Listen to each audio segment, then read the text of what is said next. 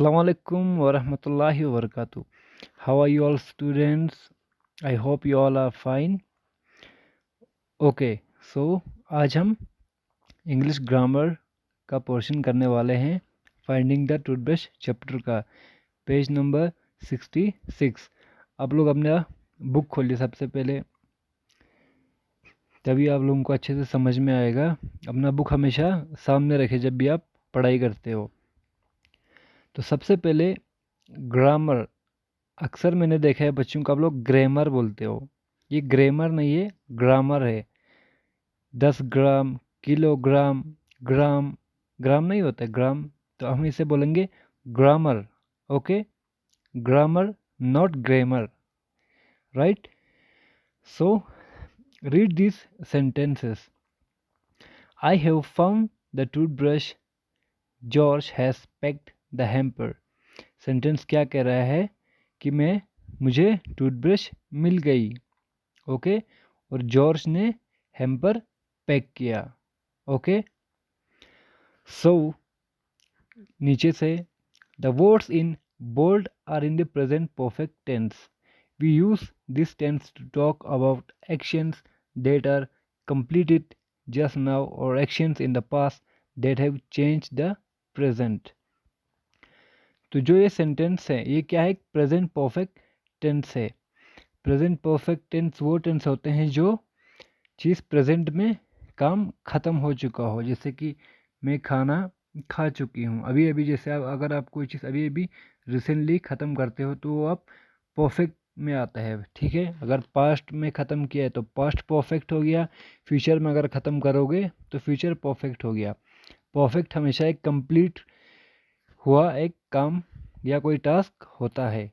Okay, तो यहाँ पे प्रेजेंट परफेक्ट की बात हो रही है। The present perfect tense is also used to talk about something that started in the past and is still going on। Present perfect tense हम वो कब भी इस्तेमाल करते हैं अगर कोई चीज़ पास्ट में अगर कोई चीज़ शुरू हुई थी, अगर अभी तक वो ख़त्म नहीं हो गई हो, हम तब भी प्रेजेंट परफेक्ट का इस्तेमाल करते हैं। जैसे नीचे तो एग्जांपल्स दिए गए हैं। Harris has lived in London for 3 years।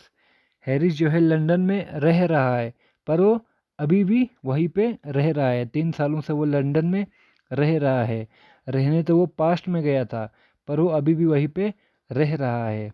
Okay, we have always travelled together. हमने हमेशा साथ में ही सफ़र किया है। तो क्या कह रही है कि हम अभी भी सफ़र करते हैं साथ में। Together we travel, right. So part A में आइए। Complete this sentences with the present perfect tense forms of the verbs in brackets. तो यहाँ पे कुछ सेंटेंसेस दिए गए हैं और इनका हमें सही वर्ब का इस्तेमाल करते हुए सेंटेंसेस कंप्लीट करने हैं। तो देखिए, ज़्यादातर हैस और हैव ही आएंगे। प्रेजेंट परफेक्ट में हैस और हैव ही आते हैं, ठीक है। अब हैस कब आता है? अगर कोई पर्सन, अगर आप किसी पर्सन की बात कर रहे हो थर्ड पर्सन, जैसे आप अली के बारे में बात कर रहे होंगे अपने दोस्त खादिम से कि अली एक अच्छा लड़का है, अली स्कूल जाता है। तो आप और खादिम मिलके किसकी बात कर रही हो? अली की बात कर रहे हो, ठीक है। तो आप हो गए फर्स्ट पर्सन, ठीक है, आप हो गए फर्स्ट पर्सन।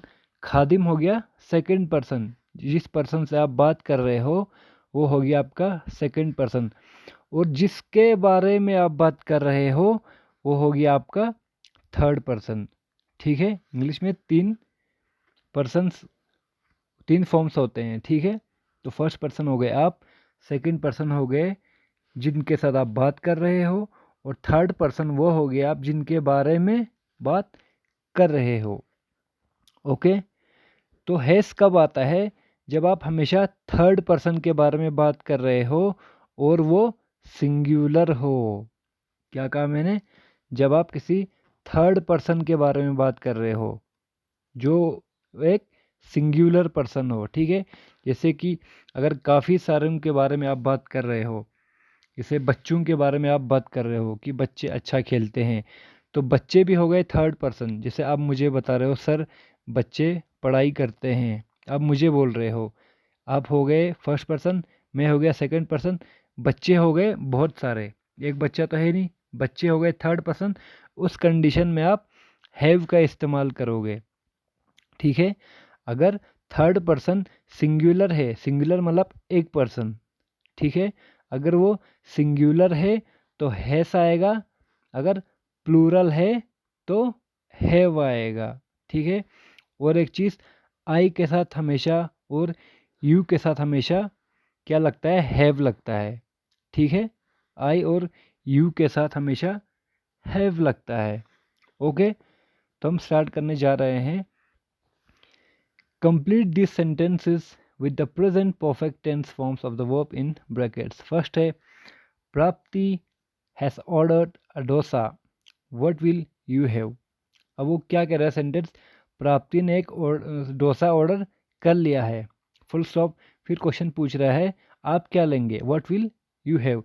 तो यहाँ पे प्राप्ति, वो प्राप्ति से प्राप्ति के बारे में वो कह रहा था, मतलब जो पर्सन उसके सामने बैठा हुआ था वो उसे क्या कह रहा है कि प्राप्ति ने डोसा ले लिया। अब प्राप्ति क्या हो गई, थर्ड पर्सन हो गई, थर्ड पर्सन हो गई, ऊपर से वो सिंगुलर भी हो गई। प्राप्ति तो एक ही पर्सन का नाम है कि नहीं है, तो वो फर्स्ट पर्सन बात कर रहा है सेकंड पर्सन से, किसके बारे में, थर्ड पर्सन के बारे में। तो थर्ड पर्सन है तभी क्या आएगा, हैस आएगा, ठीक है। अब ऑर्डर का थर्ड फॉर्म होता है ऑर्डर्ड, ठीक है। ऑर्डर का थर्ड फॉर्म क्या होता है, ऑर्डर्ड। और हम यहाँ पे वर्ब का थर्ड फॉर्म इस्तेमाल करेंगे, ठीक है। फर्स्ट, जैसे कि वर्ब के 3 फॉर्म होते हैं, first form, second form, third form, ठीक है। जैसे गो, वेंट, गोन, ओके, कम, केम, कम, वैसे ही वर्ब के 3 फॉर्म्स होते हैं, ओके। तो यहाँ पे ज़्यादातर वर्ब्स में ईडी लगता है एंड में, ठीक है, सब में नहीं, ज़्यादातर ईडी लगते हैं, ठीक है। ओके, तो तभी यहाँ पे क्या आया, has ordered a dosa. Okay, तो सेकंड पे है Charlie dash his bicycle, it is shining now. अब चार्ली की बात हो रही है, तो चार्ली क्या हो गया, थर्ड पर्सन है कि नहीं है। हम किसी के बारे में बात कर रहे हैं तो वो हमेशा थर्ड पर्सन है। अब चार्ली है और सिंगुलर भी है, क्या है, सिंगुलर पर्सन।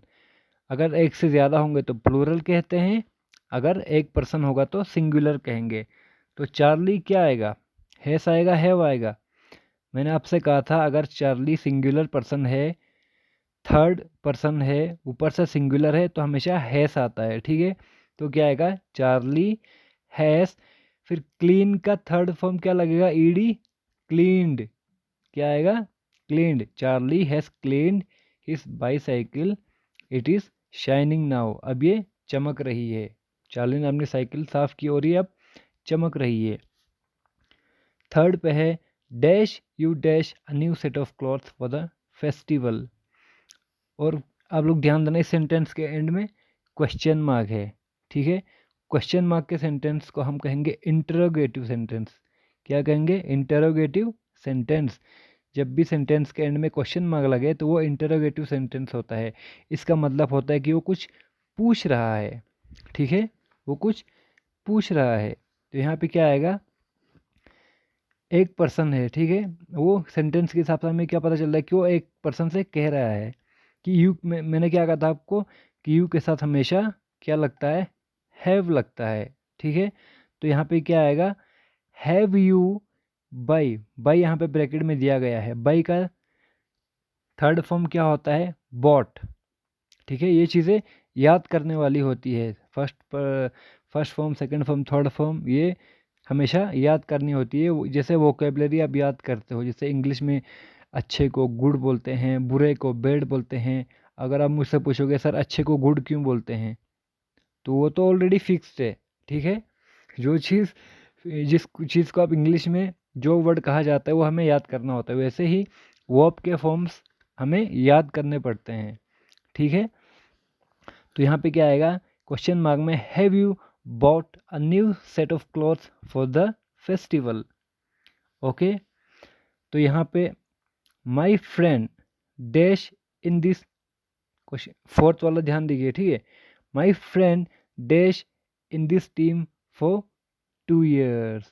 मेरा दोस्त, फ्रेंड्स नहीं बोल रहा है, ध्यान दीजिए, क्या बोल रहा है, मेरा दोस्त।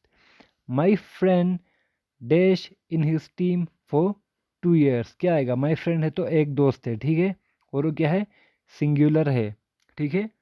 मेरा दोस्त, अगर आप नाम नहीं भी ले रहे हो तब भी वो थर्ड पर्सन होगा। अगर आप किससे कहोगे तो मेरा दोस्त, अगर आप मुझसे कहोगे सर मेरा दोस्त 6th क्लास में पढ़ता है, और मुझसे कहोगे तो आप हो गए फर्स्ट पर्सन, मैं हो गया सेकंड पर्सन, आपका दोस्त हो गया थर्ड पर्सन। आपने भले ही उनका नाम नहीं लिया फिर भी वो क्या है, थर्ड पर्सन है। अब जब भी किसी तीसरे पर्सन के बारे में बात करते हो हमेशा थर्ड फॉर्म होता है। तो माई फ्रेंड, अब जो फ्रेंड है वो सिंगुलर है तो हैस आएगा कि हैव आएगा, सिंगुलर है तो हैस आएगा, okay. My friend has, play का क्या आएगा, प्लेड, ठीक है।